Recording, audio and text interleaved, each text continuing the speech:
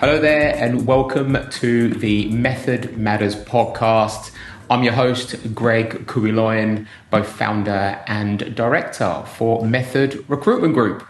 Now, if you're new to the show, this show is purely centered around interviewing true thought leaders across Australia, people that are doing things a little bit differently and delving a little bit deeper into their past, their present, and getting a glimpse into their future. This week, we are very, very, very happy to have an expert CFO, someone that is a true high achiever in her field. Please welcome Christina Mulcair. Christina, welcome, and thank you very much for coming on. I appreciate it. Thank you for inviting me. No, it's great. Now, for those of you who don't know who Christina is the global CFO for SpinifexIT. Spinifex are an organization that provides robust and more sort of technology consulting services to a whole array of Fortune 500 businesses, including sort of HR, payroll, as well as more traditional SAP support, specializing in a whole array of SAP tools, including SuccessFactors. And thankfully, we've got Christina at the helm guiding the business. Christina, again, thank you so much for making the time. We appreciate that your agenda and diary must be maniacally busy, which I'm sure it is. And one of the things I really wanted to delve into was a bit more about, I suppose, your journey as such and whatever insights that you can share with us or we can share with our community also. Yeah, definitely. Yes. So I was born in a place called Wenzhou, which is a city in the southeastern China. It's a coastal city.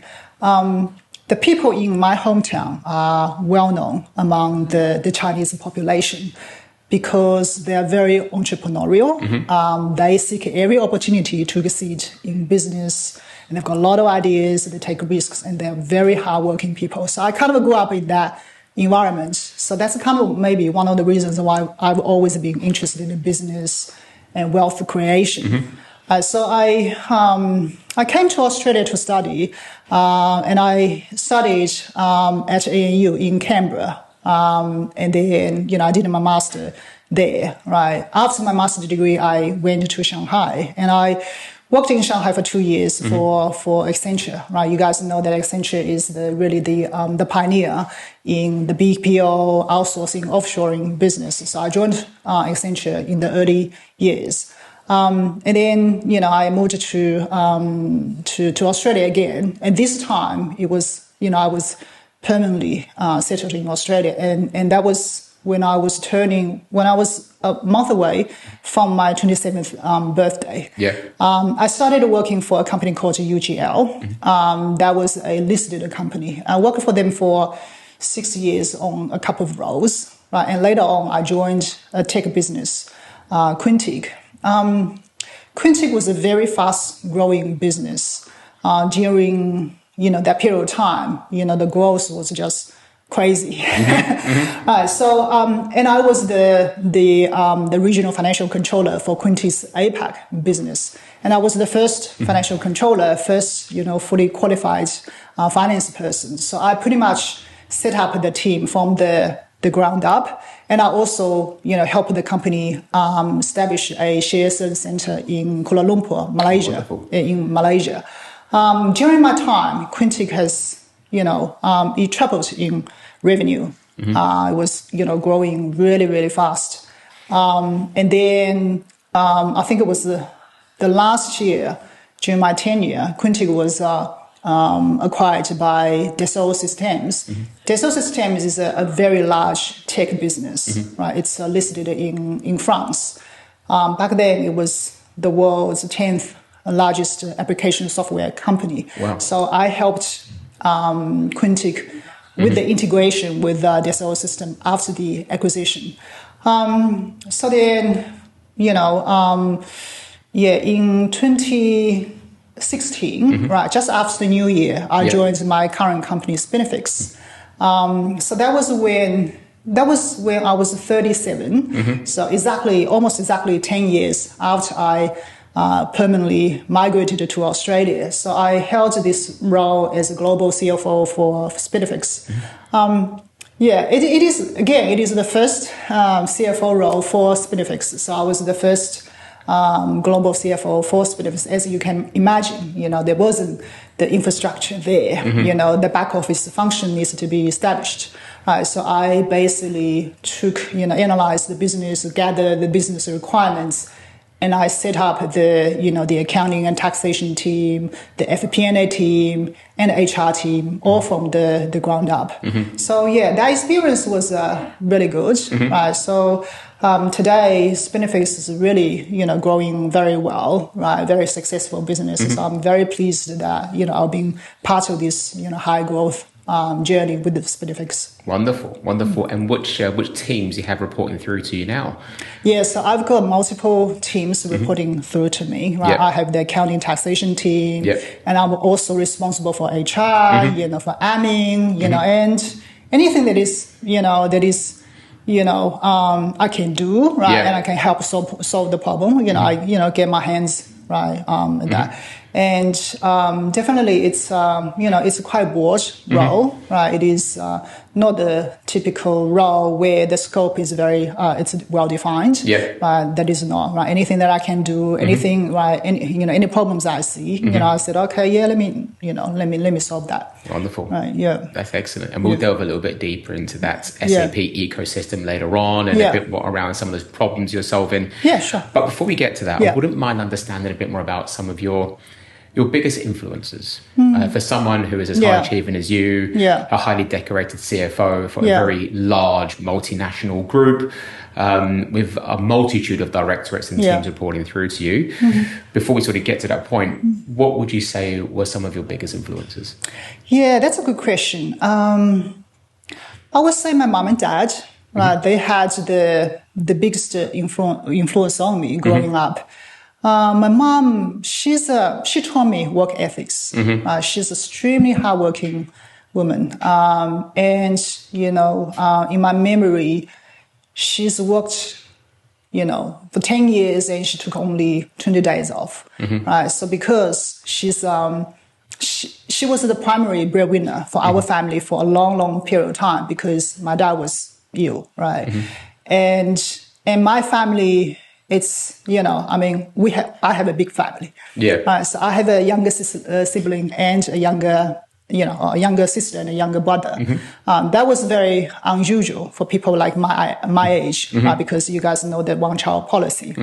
So mom got that, kind of the burden of raising the kids, right? It is kind of her job, right? So she's really working hard. And in a way, she's pretty much raised all three of us. So that, that influence on me is quite enormous. And my dad is a visionary person. So he likes to use his brain. He likes to think about things. So what I learned from my dad is that, you got to spend a bit of time, think, plan, and before you do things so that you can optimize your results. So that's a kind of what I do these days as well. And then of course we talk about the family that, I was growing up because, we have a big family and both the parents were working. And I, pretty much I'm the third parent in the house, right? I was the third parent to my siblings. That's how it typically works, right? It's just right when mum and dad are busy, someone's got to step in. Yeah, exactly. So, like a lot of cousins and neighbors' kids as well. They seems to forever in my house. So I had the responsibility to kind of entertain them, organize their activities. And I was I joked I was the unpaid child labor. So I did a lot of house chores, right? A lot of things around the house. But that's for a kid, it's a great learning experience how to do all sorts of things around the house, right? And later on in my teenager years, I was promoted as a secretary to my dad, right? So I wrote all his reports. And so we spent a lot of time discussing, the reports that we needed to write and the problems that he needed to solve. And we discussed the world that we live in. So I learned a lot of things from my dad. So today, thinking back to my experience growing up, I would say, hey, get your kids to participate in the house chores. That's a learning experience. And when you think about it, say, a child, 9-year-old or 10-year-old child, if she can organize your house well, if she can organize all the activities well, but you have a well-run household, and when she grows up, she will be very comfortable running a business of a couple hundred people, right? Because of that experience. Yeah. Right. That's a really good comparison, I'd say. Yeah. And we're trying to instill similar behaviours into our household. We've got a 5 and a 9-year-old. Yeah. 9-year-old in grade 4, and there's a roster that's up on the wall around, sort of chores. So it's like, you need to be doing X, Y, and Z. Yeah. And it's like, you're going to do the dishes, and you're going to feed the dogs. Yes. You're going to clean the floors. Yeah. Mum and dad will be there to help. Yeah. And it is true, those sort of early behaviours do get instilled quite quickly. Yeah, exactly. Yeah. No, that's awesome. Thank you for that. Thank you for that. And I appreciate you giving a little bit of sentiment into your past. Yeah. I wouldn't mind having a quick peek into, I suppose, the present self, in terms of, I suppose, some of the problems that you're solving. Yeah. And Spinifex has a wonderful brand, and is highly recognised within its industry segment. Yeah. And your client portfolio is obviously quite diverse and really big. Yeah. and a mix of sort of larger enterprise organisations and a mix of sort of smaller to medium size. But is there a common theme, or is there a pattern of problems, or is there a certain sort of issue or challenge that you're trying to resolve currently? Yeah, definitely. You can imagine, when a company grows that fast, there are always a lot of growing pains, right? And you need to sort through those, issues and problems that come your way. And I have to say, I have that engineering mind, right? I, can really study the company and, study where we are at, study everything. And then, I can pinpoint what the issues are and how to solve those. So that, at Spinifex, I would say my biggest challenge will be how to, balance, the ambition that we have, right, as a company versus the resources that are available to us, right? So, companies can go very fast, but they run out of puff, right? So they run out of resources, or they get themselves into trouble, right? So how to sustain that growth, right? So I would say it's not always easy, right? Everybody come to you, hey, Mr. CFO, I wanted this resource, right? Because we wanted to do A, B, and C, right? And everybody come to you for approval of resources. Right. And then, of course, as a company, we set financial metrics. Right. So we need to make sure that, we can achieve our target and those financial metrics that we set. Right. So that's a fine balance. Yeah. Right. It's a fine. It is sometimes it's like walking on the tightrope. You got to keep the balance. Yeah. And so you don't follow. Right. So so that's I would say it's very it's a big challenge for growing business, and as a CFO, the responsibility to make sure the company is growing in a sustainable way. Yeah. But fortunately, Spinifex has been doing extremely well, has been, very successful in, growing our customer base, growing our employee base, and growing the ARR, and also growing our EBITDA. Yeah, wonderful. That's really good to hear. When it comes to finding that balance, is there a sort of hard and fast rule, or is it more about the planning? Is it more about having good people around you that can assist when things get a little bit complex? Yeah. How do you sort of find that sort of, I suppose, walking that tightrope, like you said, but walking it neatly and safely? Yeah. Is there anything that you've implemented to help you with that sort of decision making or that support? Yeah, definitely. I would say you got to be clear with where you want to be. Yeah. Right. So, as a company, you got a mission, right, to achieve. And then of course, you need to get, people behind that mission. And goal setting is really important, right? So you got to set the goal that is stretching, but at the same time, achievable. Right, so that's what we did in goal setting. We kind of fine-tune how we set goals. Right, so that's one element. Right. The other one is once you set the goals, but you deploy your resources to achieve that goal, right? So you have to have that processes, right? You have to have those structure, right, to underpin your achieving of your goals. So the strategies that you deploy, right, the people, the resources that you deploy. And you mentioned, okay, you got to have a good team. Yeah.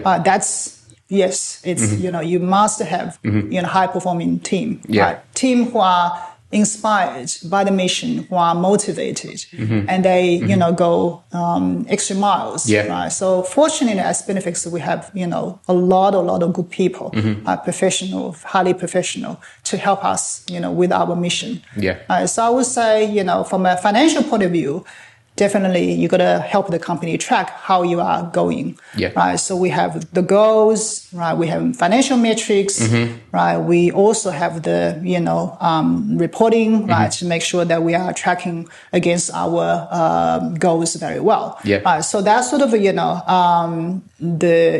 work that we've done, right? It's really helping the company, right? Steering ahead according, to our, the goal that we set ahead.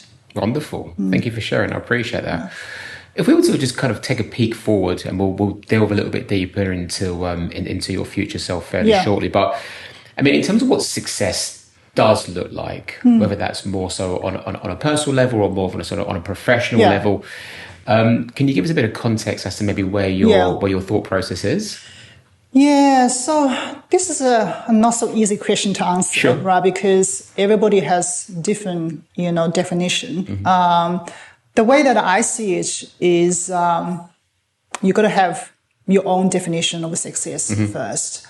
So the way I define success is that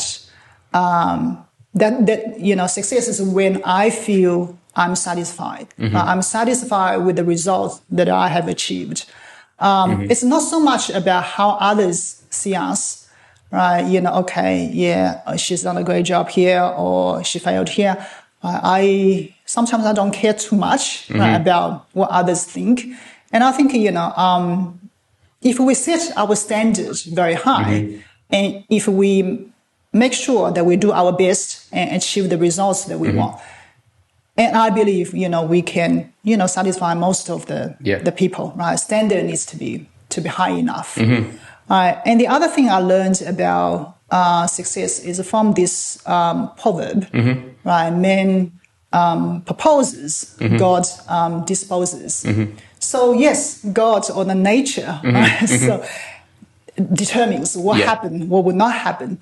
But we, as human beings, we have this responsibility to do our best, to put forward our best planning and best execution. If you've done that, even say the results that you achieve is not, ideal or perfect. For me, I still feel a sense of achievement, and I also feel peace with it. Right, so, I think it is really about, doing your best, putting your best effort, right, and then feel at peace with what you've achieved. Yeah. I think sometimes it's easier said than done, isn't it? It's like, getting up every single day, putting your best foot forward, staying motivated, especially in a leadership role, having that element of, you're going to get up and you're going to basically put your bravest face on and so forth, even when there are challenges during the course of the day. It's it can be a bit of a feat every single day. I would say, yes, you're right. As a leader, you need to keep yourself motivated, right? Get up in the morning, you do a little motivational talk to yourself. That's it, right? You energize yourself. And you also got to realize your behavior, even the tone that you speak, right? It has some sort of, impact on others, right? And you want your team to be, to be motivated. You want the team to really focus on what needs to be achieved. So definitely you got to, inspire yourself first. That is so true. That is so, otherwise it comes across in a bit of a false way. No, I couldn't agree more. And, I do appreciate you sharing those, to be honest. And I imagine you're probably your own worst critic when it comes to sort of performance and so forth. And obviously putting that brave face on and making sure that there is a little bit of showbiz in the office and so forth. So you're there and you're obviously feeling motivated and smiling is absolutely paramount. if we were to dig a little bit deeper into your future self, what initiatives at the moment are you driving in the workplace? Okay. Because we are a tech business, so we always look at technology to help us improve our operational efficiency. So in my line of work, as you know, right, the finance HR area, there's just a lot of manual work, a lot of processes that you need to follow, right? And also some of the work are very repetitive, right? So we are looking, we've looked at, we implemented NetSuite a long time ago to help us with the consolidation of multiple books for various legal entities that we have. And that was done years ago. But now things change, right? Growing business, the requirement, the business reporting requirements evolve.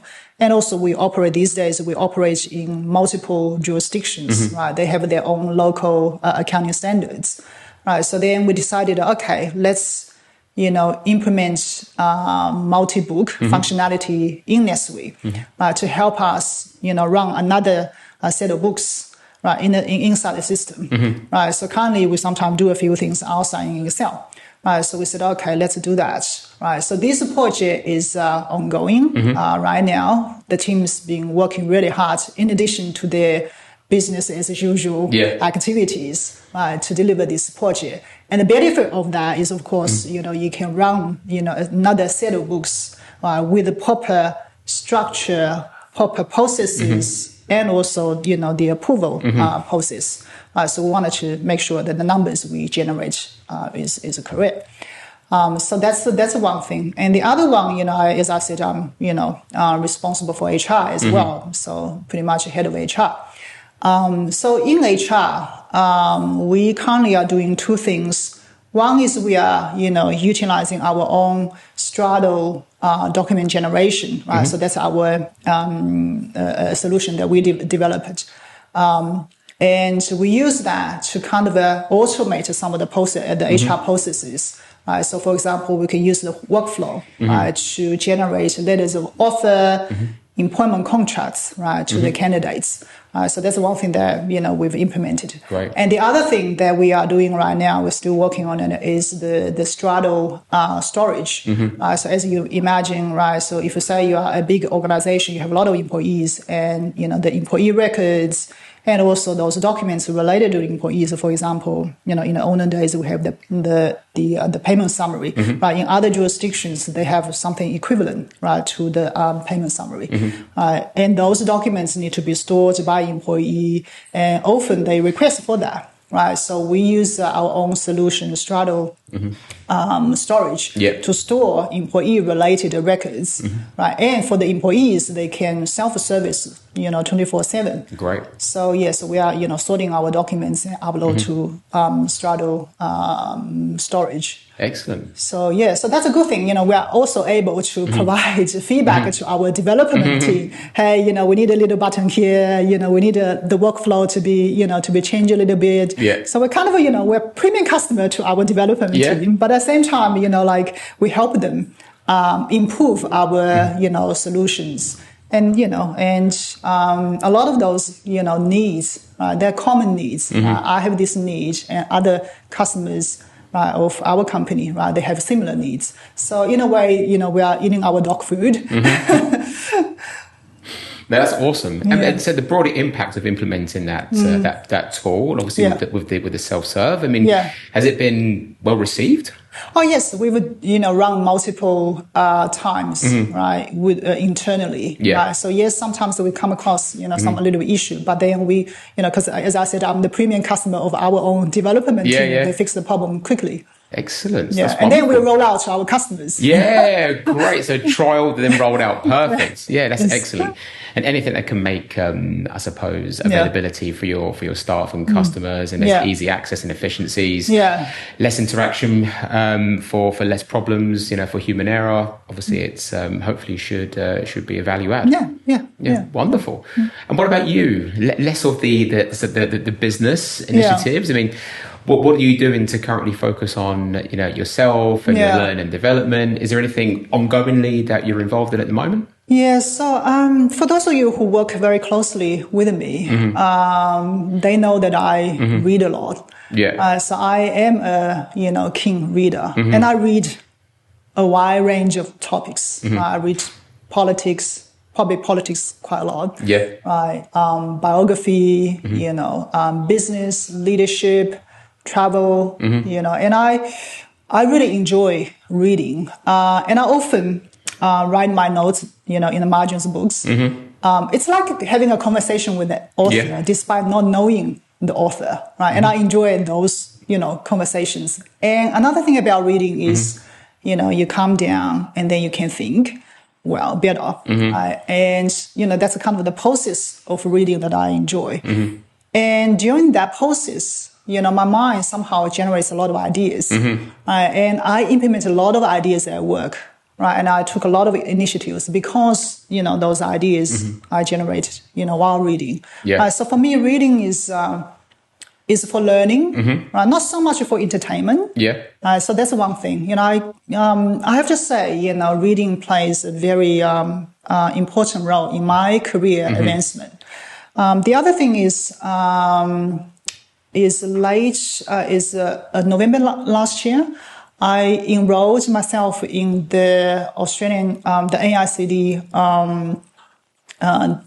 company directors course. Wonderful. So I did that because I wanted to kind of refresh my knowledge, right, and learn new things, and of course meet new people.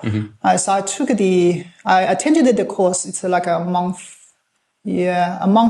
of reading and a week of classroom learning, and then ended up, exams. So I took the exams, I passed all of the exams, and I got my certificate in Jan. So I was very happy with that. Congratulations. That's amazing. It's really good. Kind of I met a lot of people and I still kept contact with them. So it was very good. Brilliant. So now I'm just looking at how to broaden, my skills. So I'm taking some of the sales course, within Spinifex. We have this learning management system. Excellent. With a lot of courses. So I'm just picking some of the sales courses to do. Wonderful. So you have an internal sort of management system that gives education and training for free internally? That's wonderful. Yeah. So there are hundreds of courses there, about our products, our culture, about leadership, about sales, marketing. There's all sorts of topics. So that kind of, help, develop our employees. Yeah. That's excellent. And that's one way to help retain, but also grow the skill sets that you've currently got. Yeah, exactly. Yeah. And it's free, as you said, it's free. Yeah, exactly. You can access it anytime you want. That's great. Yeah. Thank you so much for sharing. Just sort of rounding off the conversation now. I know we spoke about influence and so forth, but I'd love to understand around advice. Yeah. What do you think was the best piece of advice that you've been handed over the years? Well, I received a lot of advice while working with the people. I would say in my formative years, my dad given me this piece of advice, and I always remember, and I always share with others as well. He said to me, "Look, those people who are giving you advice, they are putting money into your pocket." So, as you know, sometimes it's not always easy to accept, constructive feedback or constructive advice. But you got to remember, hey, they are putting money into your pocket. So, advice givers with a good intention, they want you to do well. They want you to do better. So they give you the feedback to help you, or they give you some ideas to help you. So the advice is valuable. Right. So don't think that, maybe it's too straightforward or it's too direct, blah, blah, blah. So you just need to take the message, right, contained in the advice, right, and see, is it right? Is it relevant? Can that be executed? And a lot of those ideas, you can actually monetize. So it is, money put in your pocket. Yeah, it's free advice almost. Yeah. No, that's so, great. I'm always grateful for my dad, sharing that wisdom with me. And that's awesome. And listen, some people quite enjoy the feedback loop when you're trying to offer advice. Sometimes it's how it's delivered, as opposed to sometimes the content. But I have to agree. I think if you're in a position to give good advice, and this kind of feeds into my next question, and obviously the nature of the advice is correct. Why would you not want to share that wisdom? Yeah. Now, giving advice to yourself, okay, if we were to really reflect, if there was sort of one piece of advice that you could offer sort of your 18-year-old self, is there something quite fundamental or something quite striking that you would that you'd say to yourself in retrospect? Yeah, when I was 18, So when I was 18, I was at high school, in high school. I was preparing for the university entrance exam. And as you guys know, right, our Chinese educational system was really stringent. So at that time, I was very single-minded. Okay, I had to study hard and I had to achieve great scores so that I can be accepted into good university. So that becomes the single goal of your life, right? And then me and all of my classmates, right? We started, 7-11, 6 days a week, right? For month and month. And we have a lot of books to read. And we had weekly, monthly quizzes and exams to do to prepare ourselves for the university entrance exam. And it felt like life was dependent on it, right? If we failed, then we became the failure of life. Right, so now me growing up, right? So I said, okay, there are just so many ways to get wrong. Right, there's not only one way. Right, so and then you realize you don't have to be so stressed and so life becomes so intense. Right, so there's just a lot of opportunities. No one thing determines your life. So I said, I would say to myself, the younger self, hey, relax a bit, enjoy your youth years a bit. So even you fail, it's not end of the world. And, there are still a lot of, other opportunities. And even you fail, your life could even be better. Now, who knows? Yeah. You might take some learnings from it. Exactly. Don't worry about it so much. Yes, And, from moving forward, you realize that just life is very generous in giving opportunities. Sometimes you don't recognize this opportunity. Sometimes you do recognize it is an opportunity. You attempt at it, but you fail. But that's still okay because more opportunities are coming. So it's just, I would say, just relax a bit. Yeah. Right? I like that advice, relax a bit. But I think you make a really, really good point. I think at that time in your life, it is the only thing that matters. Doing well, obviously you don't want to disappoint anybody, yourself included, after all the parents, absolutely. Exactly. The teachers, the coaches, whoever you're working with. No, I think you made a really good point. And in retrospect, looking back, just relax, take things easy. It's not the end of the world as such. Exactly. Even though if it might feel like it is, if you don't succeed, which I understand completely. And my final question to you is just around advice that you'd want to share with anyone who is potentially looking to break into a leadership role or move into a leadership position. Are there any advice or insights that is worth sharing for someone that has those aspirations? So this is a good question because I'm often asked these similar questions. One other thing that I can share is you gotta know your stuff. Right, so that's the foundation. Right, so that everything is built on this foundation. You gotta have that technical skills. You gotta know things in your field. That's this is necessary.